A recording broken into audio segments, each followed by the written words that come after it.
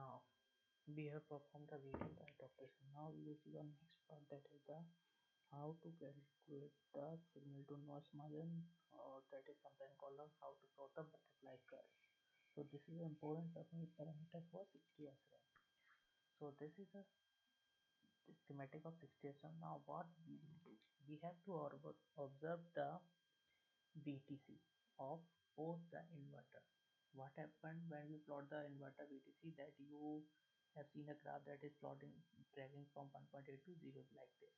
Now there are two inverters, so we have to plot the VTC of both the inverters. So how? We will place a DC source here, an external, and we will connect here a Q. Now we will give this value to X.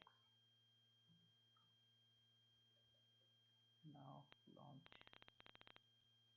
ADL, then this is the same.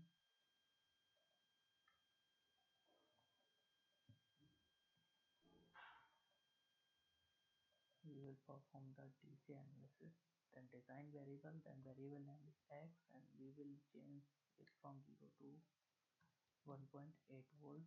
Okay, the string doesn't represent a design variable. Okay, we will first copy const value, we will put a random value here, then we will select here DC 0. Okay, now we will plot here output to be plotted, and we will plot here Q and Q bar. Now we will go to the stimuli, we will give WL a pulse having the value 0 to 1.8 with a duration of 4 micro. Apply VDD DC 1.8 volt, ground DC 0 volt, VDD ground DC and BL pulse 0 to 1.8 with 2 micro, BLB opposite to the BL, that is 1.8 to 0 or 2 micro. Apply. Okay, now that is all done. Now what we have to change, that we have given 4 micrometer for WL. So okay, everything is okay. So we will check and save, and we will simulate. So here we can see that we have got a similar like VTC curve, that is in us for one transistor, that is for QB, and that is Q. Now we have to select this, then click here, then Y versus Y, that is for, first we have to select for Q, we will get a graph, then we have to plot for Y versus Y for Q bar. Okay, now we have to drag and drop this to this, then we will go and copy to new window rectangular.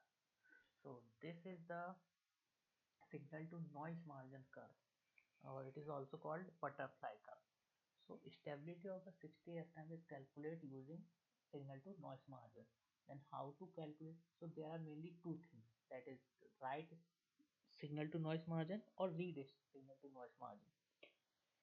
So the largest, what is signal to noise margin, SNM? The largest possible square into the 2 BTC of the CMOS inverter. So this is for one, that we have to draw a rectangle here, and how we,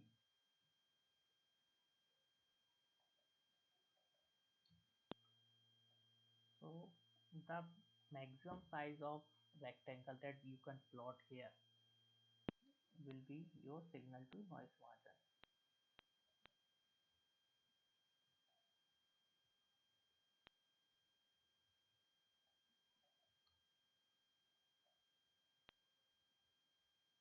our this is the just we have for understanding part, that this is the maximum square, so it will be the based on the height and width, it will be calculated as signal to noise margin.